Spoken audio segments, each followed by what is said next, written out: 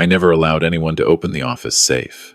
Not my business partner, not my accountant, not even my own lawyer. For 23 years, that steel door stayed locked, and I intended to keep it that way. But when my business partner hired a private investigator to dig into my past, I knew exactly what she was really after.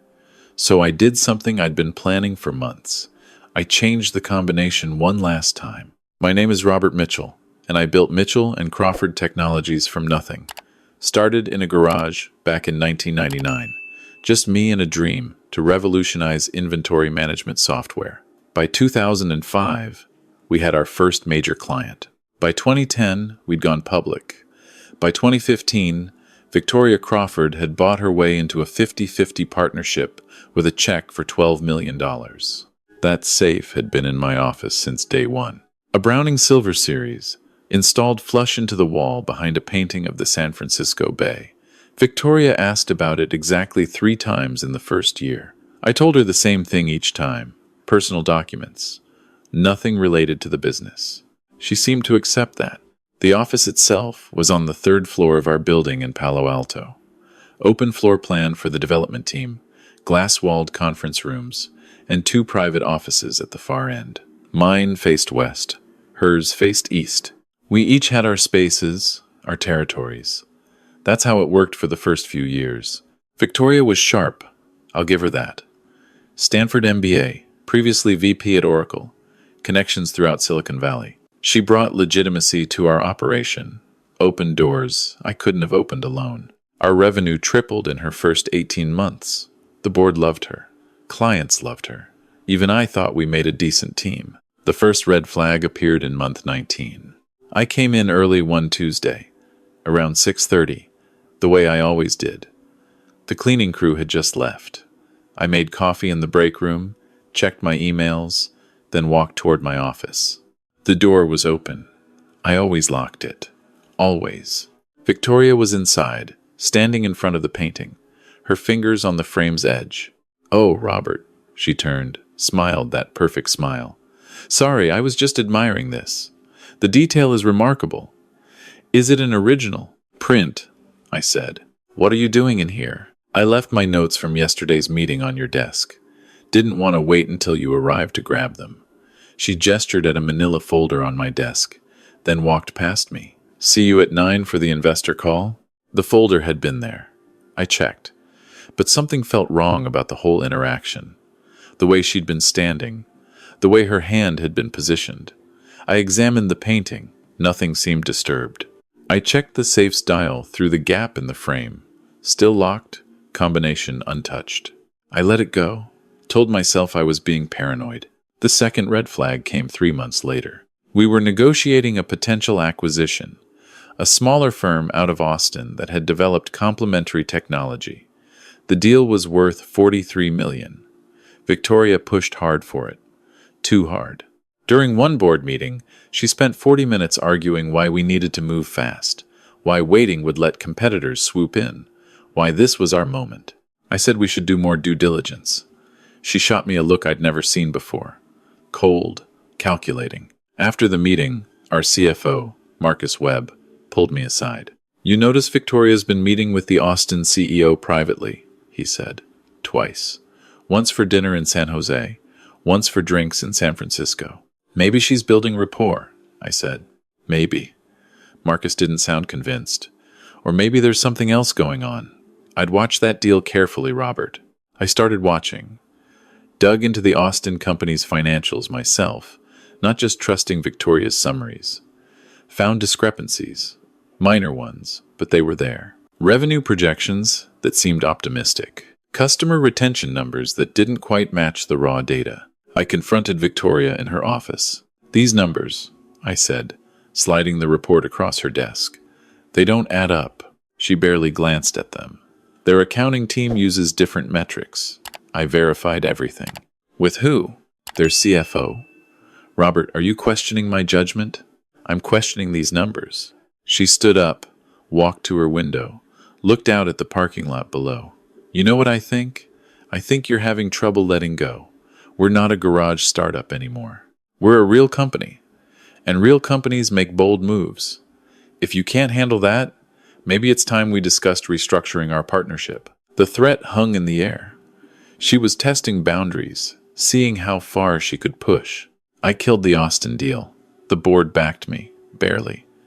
Victoria didn't speak to me for 2 weeks, except when absolutely necessary.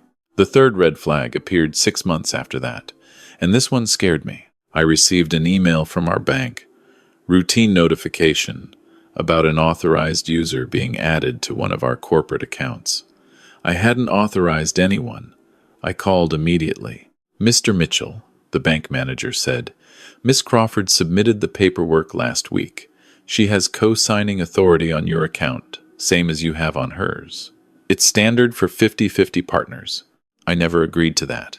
Silence. Sir, we have your signature on the authorization form. Impossible. Send me a copy. They did. The signature looked like mine, close enough that the bank hadn't questioned it. But I knew my own signature, knew the way I looped the R in Robert, the way I crossed the ent in Mitchell. This wasn't mine. I had a forensic document examiner look at it. His verdict, skilled forgery, probably traced from a real signature, then practiced and reproduced. I confronted Victoria again, this time with Marcus present as witness. That's insane, she said. Why would I forge your signature?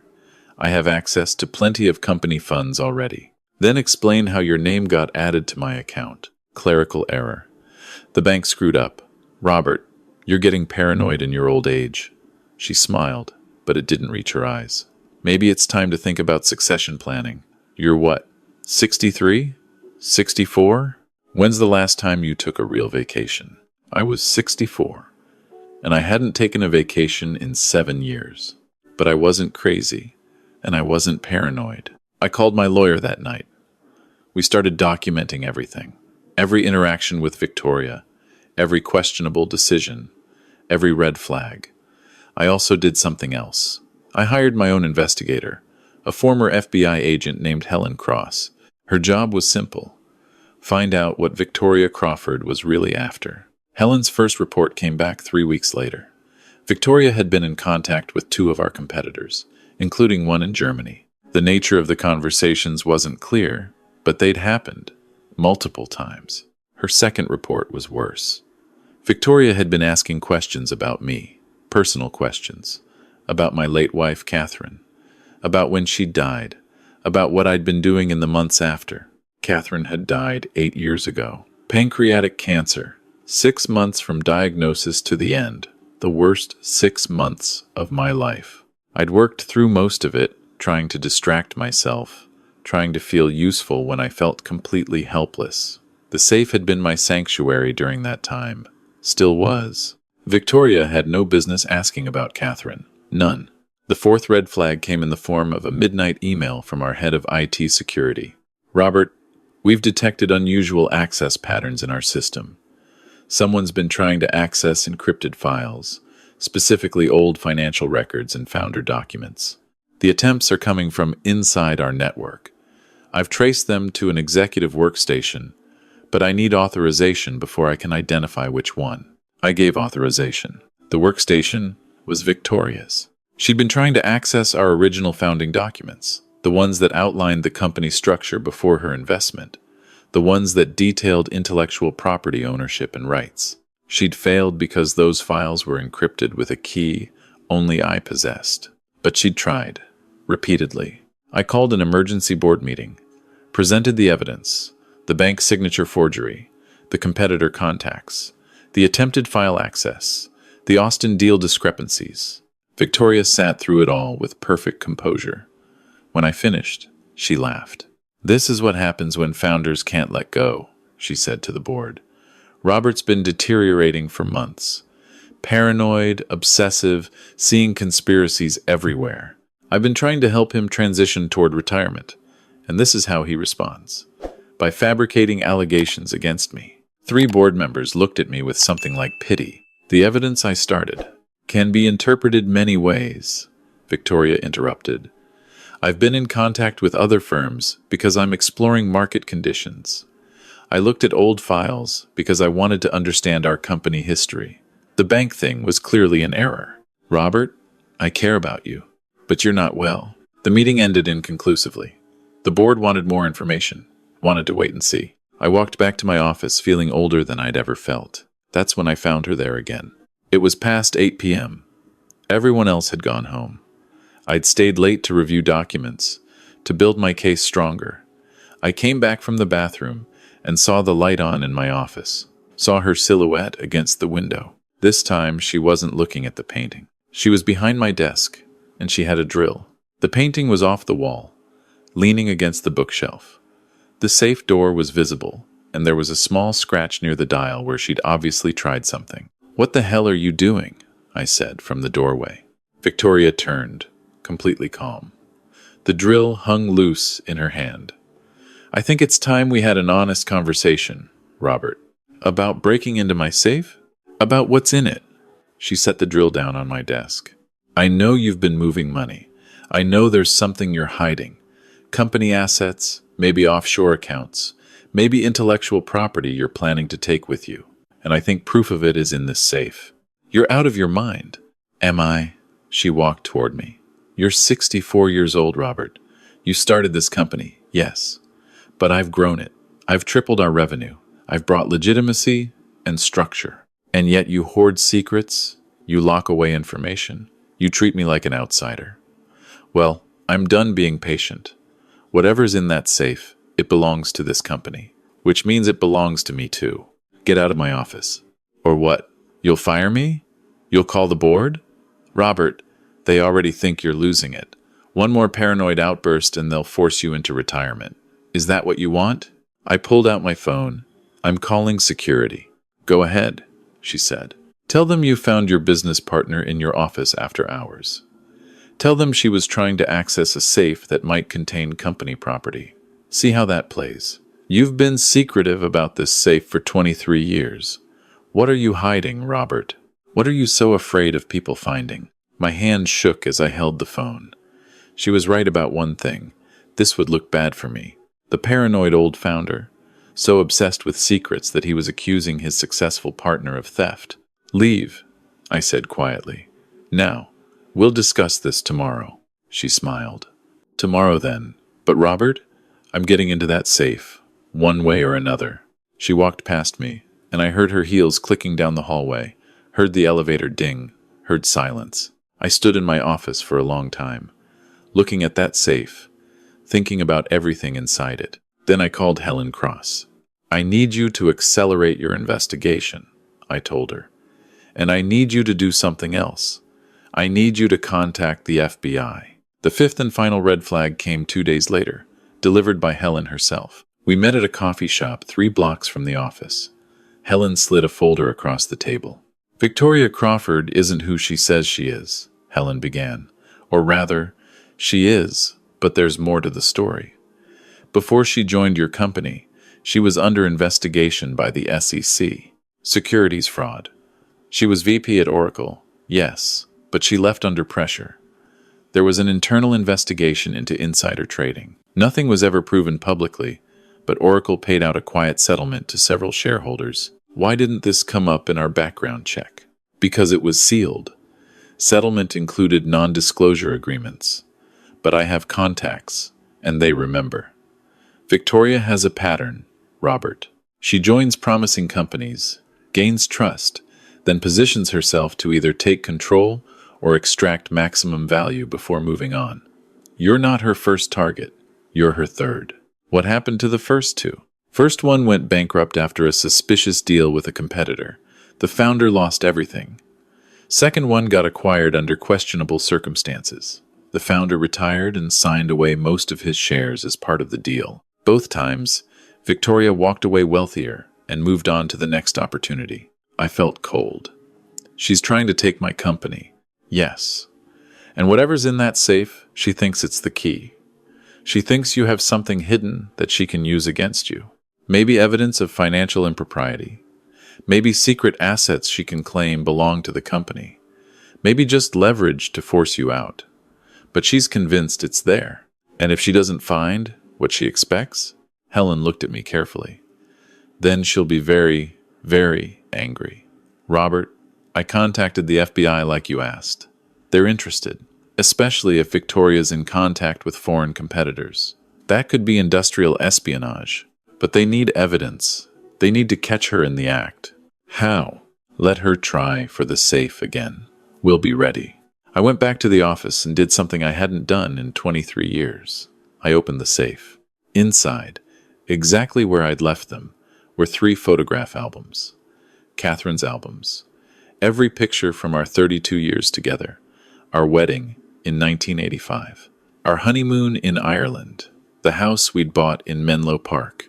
Catherine's garden. Her book club meetings. Her volunteer work at the library. Her last birthday before the diagnosis. Also inside, a handwritten letter Catherine had written to me 2 weeks before she died. I'd read it exactly once, the day after her funeral. Never again. It was too painful. And finally, 3 journals. Catherine's journals from her last year. Her thoughts, her fears, her hopes, her reflections on our life together. Her goodbye to me. That was it. No money, no company secrets, no offshore accounts, or hidden intellectual property. Just memories of my wife. Just the most precious things I owned. I'd put them in the safe because I couldn't bear to look at them, because seeing them made the grief too real, because this office was where I could escape from the pain, and having them here, locked away, meant they were close but contained, safe, protected. I'd never told anyone, not the board, not my lawyer, not even Marcus. It was too personal, too raw. Even 8 years later, talking about Catherine felt like reopening a wound. But now Victoria thought there were secrets worth stealing. I made a decision. Over the next week, I worked with Helen and her FBI contact, a special agent named Morrison. We set up surveillance in my office. Cameras hidden in the bookshelf, in the ceiling vent, in a modified smoke detector. Audio recording. The works. I also changed the safe combination one last time. Then I did something that hurt more than I expected. I removed Catherine's albums and journals, took them home, locked them in my bedroom closet. In their place, I put a single item, a USB drive. On that drive, every piece of evidence Helen and Marcus had gathered about Victoria, the forged bank signature, the competitor communications, the Austin deal discrepancies, the SEC investigation files Helen had obtained, the IT logs showing her attempts to access encrypted files. Everything. Then I waited. Victoria made her move on a Friday night. I'd made a show of leaving at 6 p.m., complaining loudly about a headache, telling my assistant I'd be working from home for the weekend. In reality, I was in a van 3 blocks away with Helen and Agent Morrison, watching the surveillance feeds. Victoria entered the building at 8:15, used her access card, went straight to the 3rd floor. The cameras caught everything. She was in my office by 8:20. This time she came prepared. A professional safe tech was with her, a guy who looked like he'd cracked a few safes in his time. They went straight to work. "You're sure about this?" the tech asked on the audio feed. "Positive," Victoria said. "He's been hiding company assets. I have a right to know what's in there. You know, this is technically breaking and entering. It's my office too, my company. Just open it." It took them 40 minutes. The tech was good. I'll give him that. He listened to the tumblers, made minute adjustments, worked with the precision of someone who'd done this many times before. At 9:03, the safe door swung open. Victoria practically shoved the tech aside. She reached in, pulled out the USB drive, stared at it. "That's it?" she said. "A flash drive?" "Maybe that's where he keeps the files," the tech said.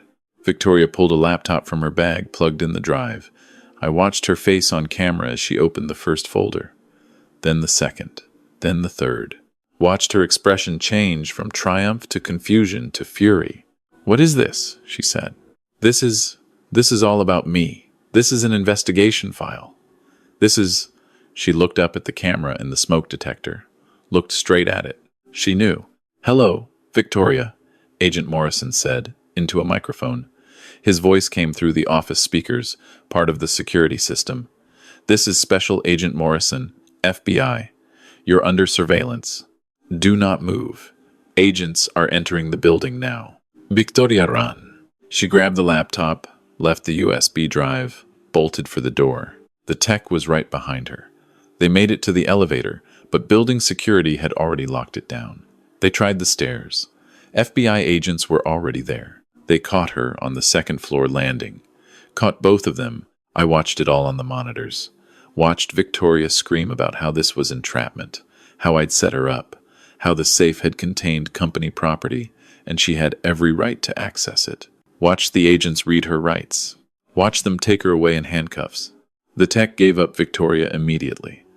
Testified that she'd hired him specifically to crack my safe, that she'd paid him $5,000 cash up front with another $5,000 promised after, that she'd told him there were company secrets inside worth millions.